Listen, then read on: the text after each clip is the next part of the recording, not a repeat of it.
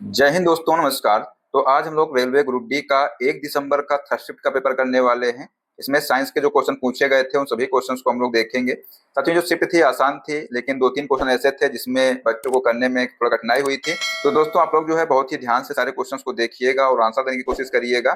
जिस भी क्वेश्चन का आंसर आपको आता हो उसको जो है कमेंट जरूर करिएगा। तो आइए देखते हैं। पहला क्वेश्चन पूछा गया था कि निम्नलिखित में से कौन सी जीवन प्रक्रिया एक व्यक्तिगत जीव के जीवन को बनाए रखने के लिए आवश्यक नहीं है, बताइए।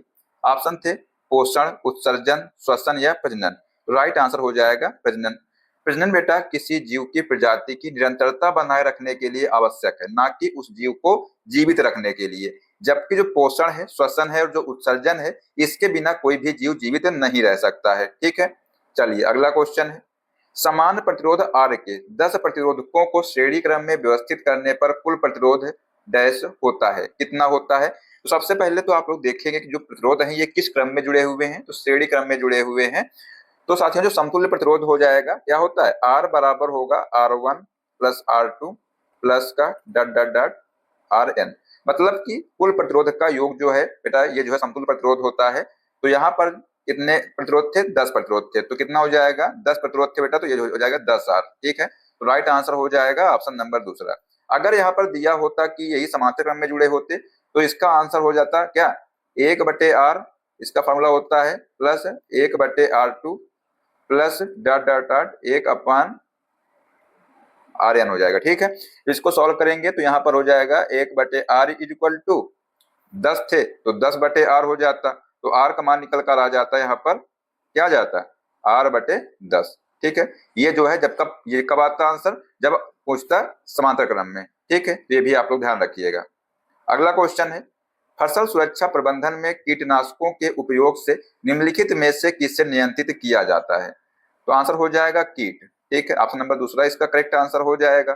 फसलों को नुकसान पहुंचाने वाला जो हानिकारक कीड़ों को नष्ट करने के लिए कीटनाशकों का प्रयोग किया जाता है। खरपतवार को नष्ट करने के लिए खरपतवार नाशी और कवक को रोकने के लिए कवकनाशी का उपयोग किया जाता है। ठीक है, यहाँ पर पूछा गया था कीटनाशकों का उपयोग। ठीक है, तो कीट का जो है नियंत्रित करने के लिए किया जाता है। अगला क्वेश्चन था कि किसी हॉल या कमरे में प्रतिध्वनि का प्राथमिक कारण क्या है? बताइए, अगर आता हो आपको तो पढ़िए ध्यान से इसको। पूछा गया है कि किसी हॉल या कमरे में प्रतिध्वनि का प्राथमिक कारण क्या है? हवा के तापमान में भिन्नता, ध्वनि तरंगों का बुनना, कठोर सतहों से ध्वनि का बहुप्रतिबिंब, नरम सामग्रियों द्वारा ध्वनि का अवशोषण। तो आंसर हो जाएगा बेटा यहाँ पर कठोर सतहों से ध्वनि का बहुप्रतिबिंब। जब ध्वनि तरंगे किसी बड़े हॉल में दीवारों, छत और फर्श जैसी कठोर सतहों के बार बार टकरा कर परावर्तित होती हैं तो उसी को जो है प्रतिध्वनि या अनुरणन कहते हैं। क्या कहते हैं उसको? इसको जो है प्रतिध्वनि कहते हैं। ठीक है, और इसे कम करने के लिए हाल की जो दीवारों पर ध्वनि अवशोषक पदार्थ जैसे कि कंप्रेस्ड फाइबर बोर्ड लगाए जाते हैं। ठीक है, चलिए अगला क्वेश्चन था, बोर के परमाणु मॉडल के बारे में निम्नलिखित में से कौन सा कथन सही है? तो यहाँ पर साथियों कथन दिए हुए थे कि विविक्त कक्षाओं में घूमते समय इलेक्ट्रॉन मौजूद नहीं होते हैं। विविक्त कक्षाओं में घूमते समय इलेक्ट्रॉन ऊर्जा विकीर्ण करते हैं। केवल कुछ विशेष कक्षाएं जिन्हें इलेक्ट्रॉनों की विविक्त कक्षाओं के रूप में जाना जाता है परमाणु के बाहर अनुमत है। केवल कुछ विशेष कक्षाएं जिन्हें इलेक्ट्रॉनों की विविक्त कक्षाओं के रूप में जाना जाता है परमाणु के अंदर अनुमत है। तो राइट आंसर हो जाएगा बेटा यहाँ पर ऑप्शन नंबर चौथा। नील्स बोर के जो है परमाणु मॉडल के अनुसार इलेक्ट्रॉन परमाणु के अंदर केवल कुछ निश्चित ऊर्जा वाली विविक्त कक्षाओं में ही चक्कर लगा सकते हैं और इन कक्षाओं में चक्कर लगाते समय इलेक्ट्रॉन ऊर्जा का विकिरण नहीं करते हैं। ठीक है, चलिए अगला क्वेश्चन क्या है, एक त्रिकोणीय कांच के प्रिज्म में कितने आयताकार पार्श्व सतह होते हैं? साथियों, आप लोगों ने देखा होगा जो प्रिज्म है, प्रिज्म कुछ इस प्रकार का होता है। ठीक है, पूछा गया है कि इसमें जो है त्रिकोणीय कांच के प्रिज्म में जब त्रिकोणीय जब होगा प्रिज्म तो इसमें जो है कितने सतह होंगे? तो देखिए 3 सतह होंगे, एक ये और एक ये। तो आंसर हो जाएगा यहाँ पर ऑप्शन नंबर चौथा। मतलब जो 3 जो है पार्श्व सतह हो गए। ठीक है, एक साधारण त्रिकोणीय कांच के प्रिज्म में कुल 5 सतह होती हैं। इनमें से 2 त्रिकोणीय सतह होती हैं और 3 आयताकार पार्श्व सतह होती हैं। ठीक है, चलिए अगला क्वेश्चन देखते हैं। पूछा गया था कि दिए गए यौगिकों में से किसका उपयोग ईंधन योज्य के रूप में किया जाता है? तो यहाँ पर साथियों जो एथेनॉल है इसका उपयोग ईंधन योज्य के रूप में किया जाता है। एथेनॉल के साथियों का सूत्र आपसे पूछ लिया तो क्या होता है बताइए? सूत्र होता है 2H5OH। ठीक है, ये आप लोग ध्यान रखिएगा। साथियों जो एथनॉल है, एथनॉल को पेट्रोल में मिलाकर के एक स्वच्छ ईंधन योज्य या बायोफ्यूल के रूप में उपयोग किया जाता है। इसे गैसोहॉल भी कहते हैं। क्या कहते हैं इसको? इसको गैसोहॉल भी कहा जाता है, जो पर्यावरण प्रदूषक को कम करने में ये मदद करता है। ठीक है, अगला क्वेश्चन है, गाल्जी उपकरण निम्नलिखित में से किस कोशिकांग से जुड़ा है? बताइए। तो साथियों जो गाल्जी उपकरण है ये एंडोप्लाज्मिक रेटिकुलम से जुड़ा हुआ है। तो राइट आंसर ऑप्शन एक पहला हो जाएगा। गाल्जी उपकरण दोस्तों, इसकी जो झिल्लियां हैं अक्सर एंडोप्लाज्मिक रेटिकुलम की झिल्लियों से जुड़ी होती हैं, और जो एंडोप्लाज्मिक रेटिकुलम में संश्लेषित होने वाले पदार्थ गाल्जी उपकरण में पैक किए जाते हैं और कोशिका के अंदर व बाहर भेजे जाते हैं ये। ठीक है, चलिए अगला क्वेश्चन है, निम्नलिखित में से किसे समाज में खराब जीवन स्तर में योगदान करने वाला एक प्रमुख कारक माना जाता है? बताइए। तो आंसर हो जाएगा संसाधनों के वितरण में असमानता। ठीक है, तो राइट आंसर ऑप्शन नंबर पहला हो जाएगा। आर्थिक और सामाजिक विकास में संसाधनों के वितरण में असमानता के कारण जो है समाज का एक बड़ा वर्ग बुनियादी सुविधाओं से वंचित रह जाता है, जिससे जीवन स्तर खराब होता है। ठीक है, चलिए अगला साथियों क्वेश्चन क्या पूछा गया था, देखिएगा। क्वेश्चन था कि निम्नलिखित में से कौन सा जीव बहुविखंडन प्रजनन विधि के माध्यम से गुणन करता है? बताइए। तो यहाँ पर साथियों जो ऑप्शन में दिए थे प्लाज्मोडियम। साथियों जो प्लाज्मोडियम है ये बहुविखंडन प्रजनन विधि के माध्यम से गुणन करता है। तो आंसर हो जाएगा ऑप्शन नंबर पहला। प्लाज्मोडियम मलेरिया परजीवी अलैंगिक की बहुविखंडन विधि द्वारा एक साथ कई संतति कोशिकाओं में विभाजित होता है, और इसके विपरीत जो लिस्मेनिया में द्विविखंडन होता है। ठीक है, ये भी आप लोग ध्यान रखिएगा, अगर आपसे पूछा जाए जो लिस्मेनिया यहाँ पर दिया हुआ इसमें कैसा विखंडन होता है, तो ये जो है द्विविखंडन होता है। ठीक है, द्विखंडन होता है। अगला क्वेश्चन है, न्यूरॉन्स में कोशिका शरीर से जुड़े कई छोटे शाखित भाग या प्रक्रियाएं होती हैं जिन्हें डैश कहा जाता है। क्या कहा जाता है इनको? बेटा इनको जो है डेंड्राइट कहा जाता है। तो राइट आंसर ऑप्शन नंबर दूसरा हो जाएगा। डेंड्राइट अन्य न्यूरॉन्स से विद्युत रासायनिक संदेश सिग्नल प्राप्त करते हैं और उन्हें कोशिका काय तक लाते हैं, और इसके विपरीत एक्सॉन सिग्नलों को कोशिका शरीर से दूर ले जाने का कार्य करता है। अगर आपसे पूछ लिया जाए कि इस सिग्नलों को जो है दूर ले जाने का कार्य कौन करता है, तो एक्सॉन करता है। ठीक है, ध्यान रखिएगा। नेक्स्ट क्वेश्चन है कि एक वस्तु सीधी रेखा में ओ से बिंदु ए 100 मीटर दूर तक जाती है, फिर तुरंत पलटती है और बिंदु बी तक रुक जाती है। जो ए और से ओ की ओर 30 मीटर दूर है, तय की गई कुल दूरी और विस्थापन का परिमाण क्रमशः क्या होगा? बेटा यहाँ पर दूरी और विस्थापन पूछा गया है, आसान प्रश्न था। तो देखिए सबसे पहले तो यहाँ पर अच्छे से पढ़िए क्वेश्चंस को। कहा गया है कि एक वस्तु सीधी रेखा में ओ से बिंदु ए तक जाती है। मान लो एक ये बिंदु ओ है और ये बिंदु ए है, तो कोई वस्तु जो है सीधी रेखा में ओ से ए तक जाती है।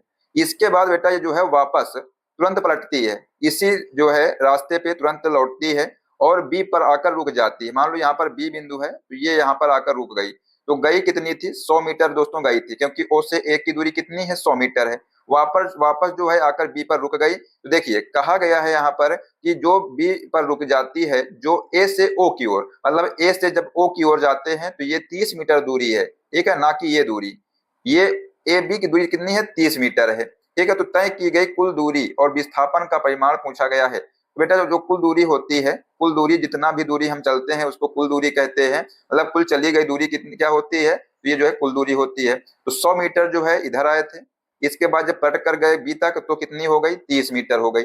तो साथियों जो कुल दूरी है ये आ गई 130 मीटर। विस्थापन की बात की जाए तो वर्तमान में बेटा ये कहाँ पर है? बी बिंदु पर है। कहाँ से चला था? ओ पर चला था। तो अंतिम बिंदु माइनस प्रारंभिक बिंदु। ठीक है, तो विस्थापन कितना हो जाएगा?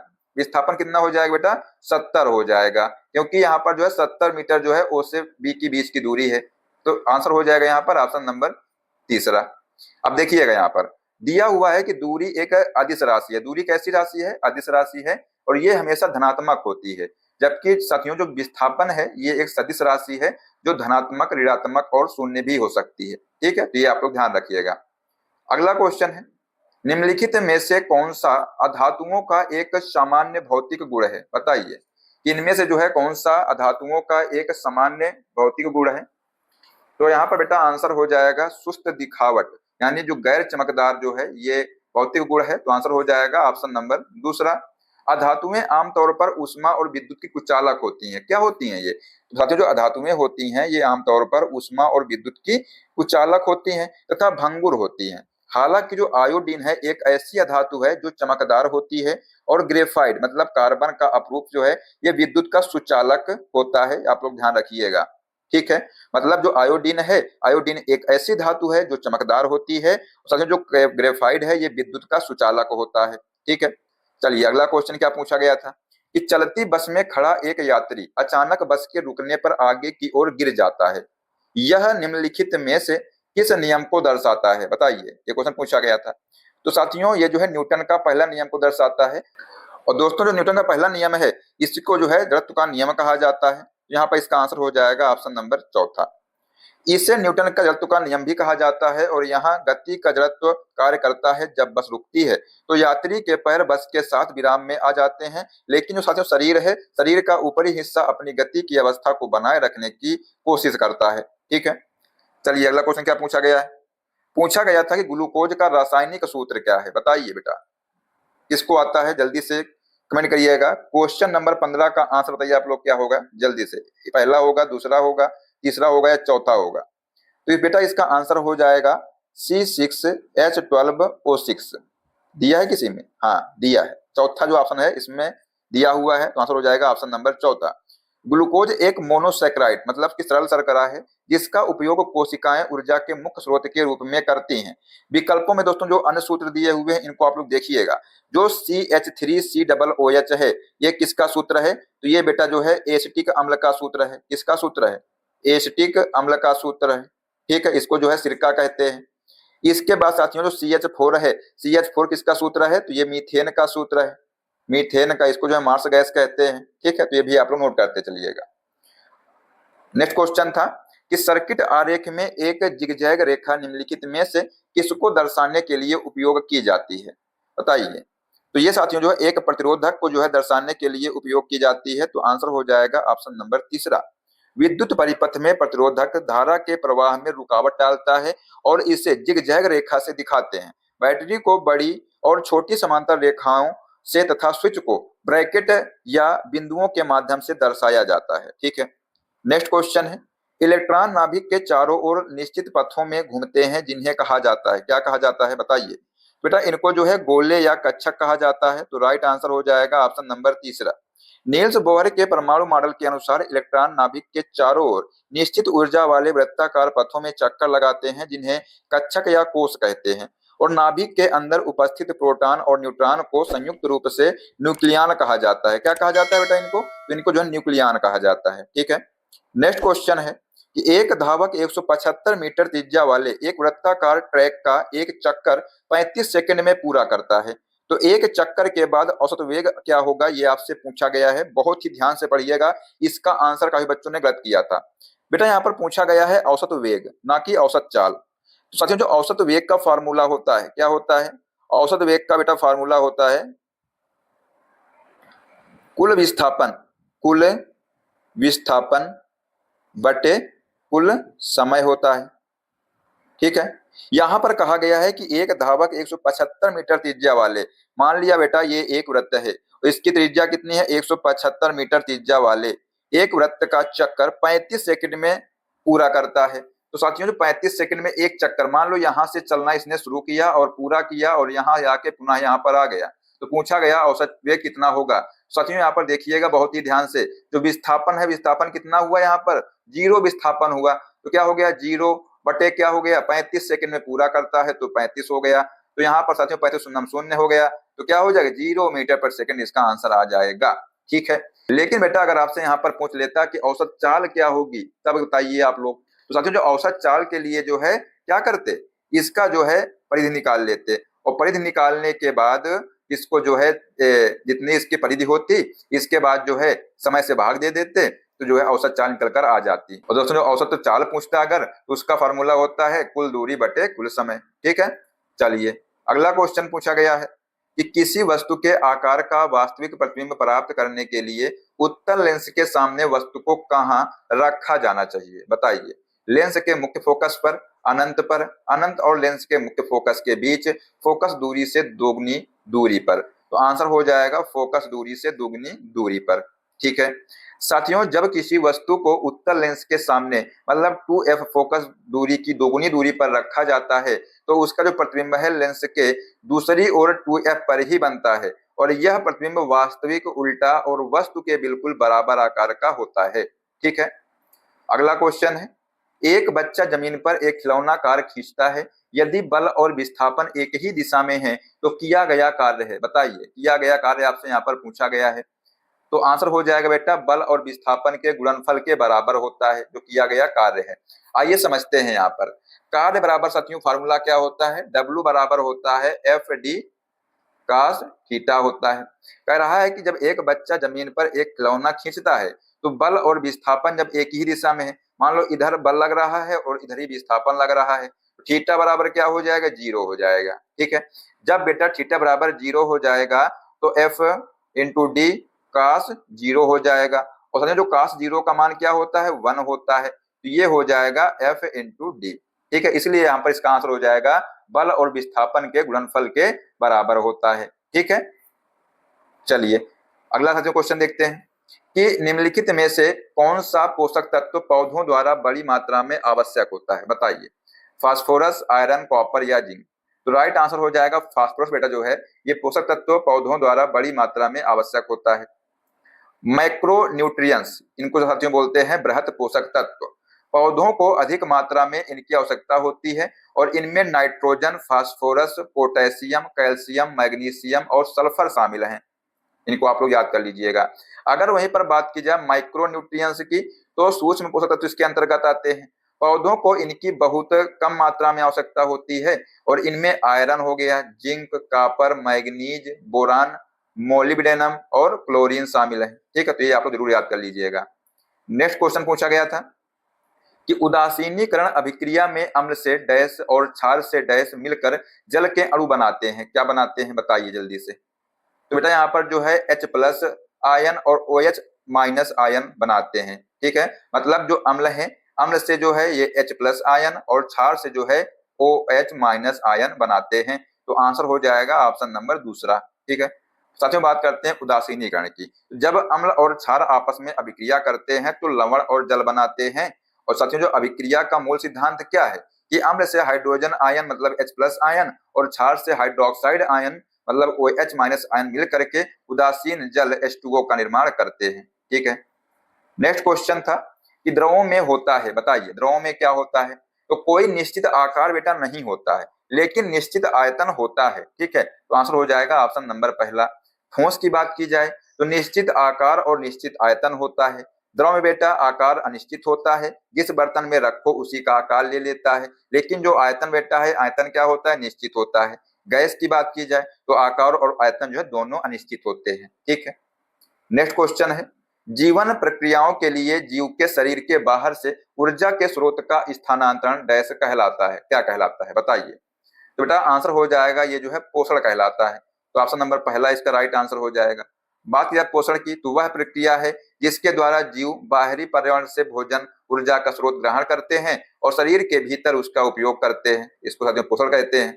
अगर बात की जाए श्वसन की तो शरीर के अंदर कोशिकीय आवश्यकताओं के लिए खाद्य स्रोतों के विघटन से ऊर्जा मुक्त करने की प्रक्रिया है, इसी को बोलते हैं श्वसन। ठीक है, अगला क्वेश्चन है संक्षारण क्या है बताइए।